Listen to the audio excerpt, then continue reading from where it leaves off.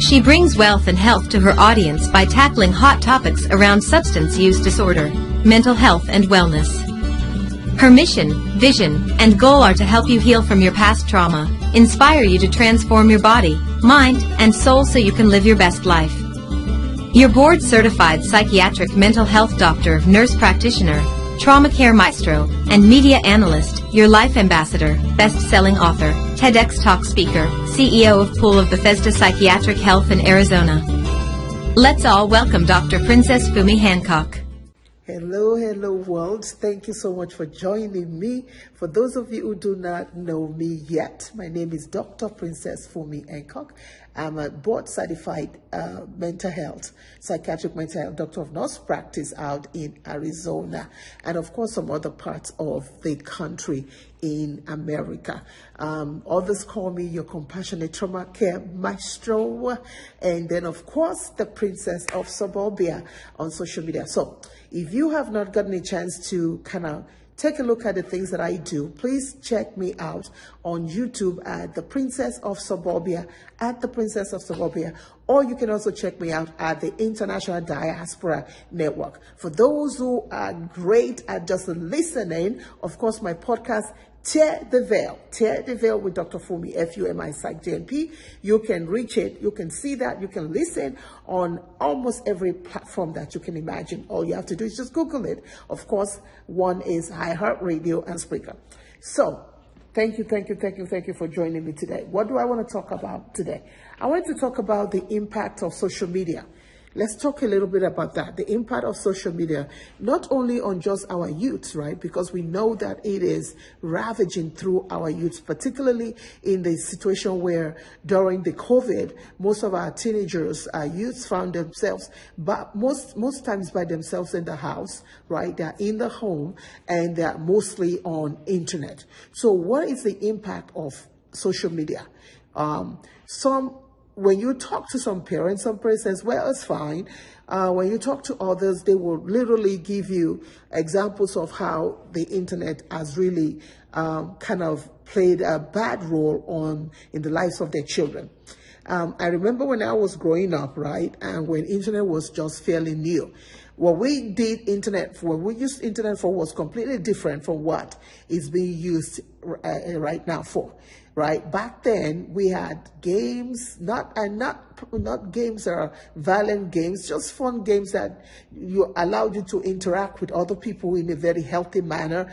We had platforms for kids, for children. We watched Bernie and all kind of stuff that we did back then. That right now it's a little bit different.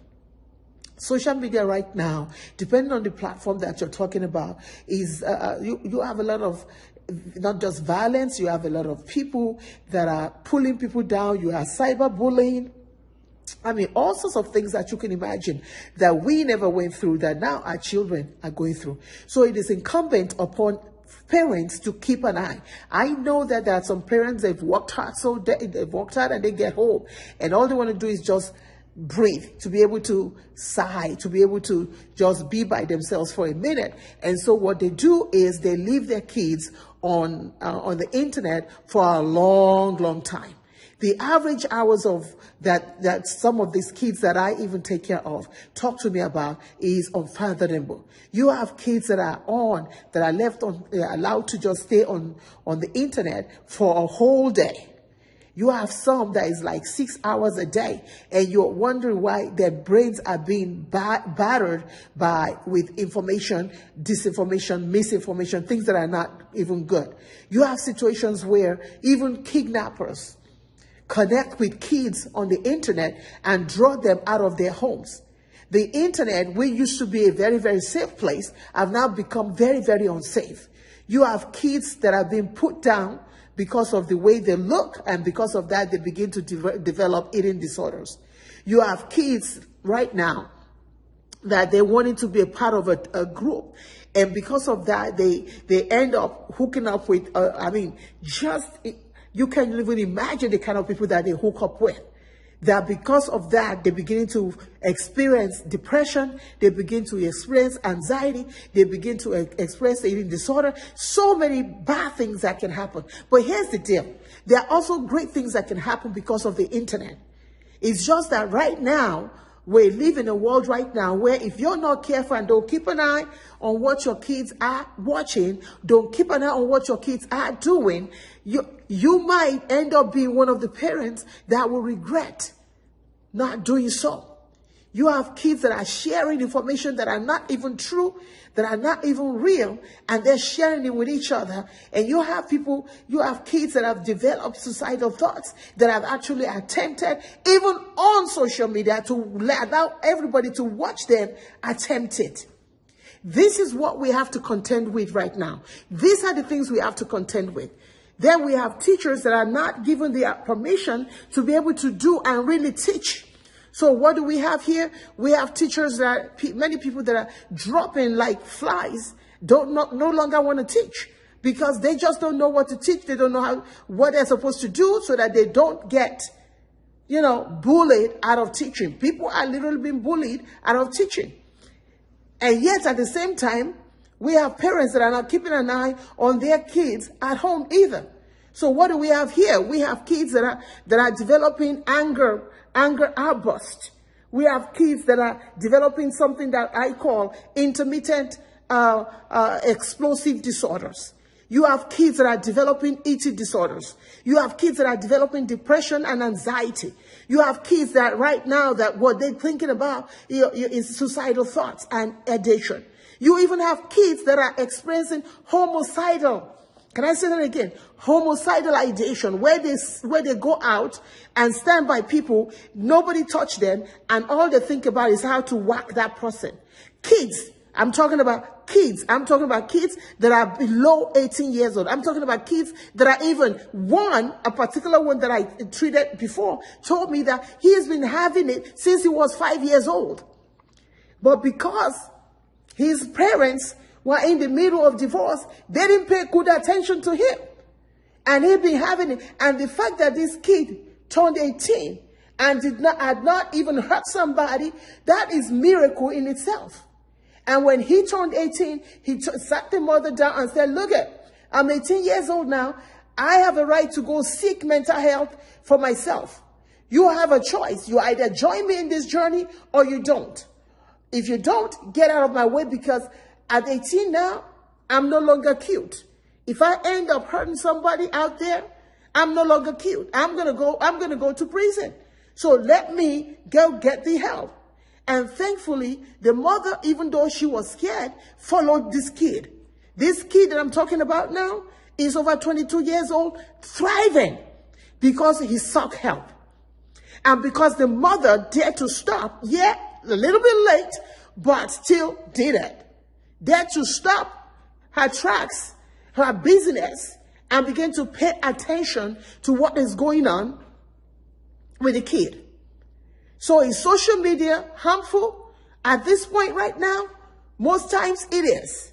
There are some that it doesn't. It's all in how you use it. Even as adults, it's all in how we use it. After all, we see a lot of adults now that are being upset. A lot of adults that are getting wrong information, and they're making decisions, life decisions, terrible life decisions on what is wrong, what is not true. Now, we have this little thing now that is called AI, something artificial intelligence, which is a little bit scary. I'm going to talk about that some other time. Because I tell you one thing, the first time when I saw it was on a show where a character wanted to make sure that his dad does not marry this woman. And so what did he do? He used that artificial intelligence and copied exactly the tone, the voice of this woman. And this woman was reporting this young man to the authorities for something. And when the dad heard it, instead of the dad to sit down and try to find out, is this true? He acted on it and destroyed his whole life, destroyed his marriage, destroyed everything because of this artificial intelligence.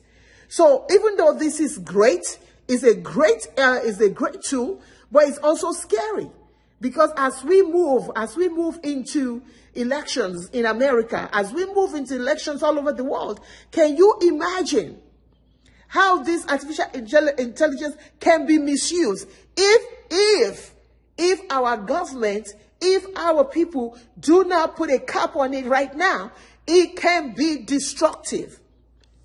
Just like social media. It was meant for good, but now it's becoming destructive. So my discussion to you today is to you to employ you parents, that you need to take, you cannot put your responsibility and lay it at the feet of a teacher. That teacher has his or her own family too. You cannot lay it at the feet of a school, especially when you have suspected that something is going on. Especially when you know that something is not quite right about your child. You cannot lay it at the platform, at the foot of a school. Because frankly, the school was not there when you had that baby.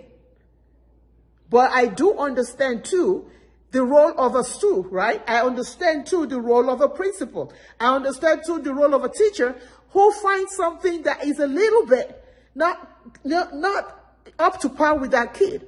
It is their responsibility to report it so that things can be done. And after you've reported it, there's nothing else you can do. It's now left for that parent to do what they need to do. So parents, to you parents who are sitting up there and allowing your kids to sit on social media for 24/7, I'm urging you right now, it is time to crack down. You do the cracking down. Don't wait on the politicians. Don't wait on the government. Don't wait on the school. You did the crackdown. You did the crackdown in your own home. I had a 12-year-old that started smoking. And guess what? I said, how do you find out? He said, well, I said, where did you get the first one? He said, I got it from dad and mom. While you're adults, and I cannot say anything where that is because you are adults. It's also important that we lay examples for our kids. If you know that you don't want your kid to be smoking weed, then don't be smoking weed in front of your kid. Yes, you're an adult, but don't be smoking weed. That's the same way. Even with social media, you have to learn. We have to model good practices of ways that we can use social media in front of our kids. So I hope I'm touching somebody's life today. I hope I'm making an impact in somebody's life today. There is danger on social media if we choose to ignore it. Until next time, be inspired, be motivated, be of sentimental value. Understand that you, my friend, you are the hero in your life story. Do not allow anybody to rewrite your story. Please like, comment, share. My YouTube, The Princess of Suburbia.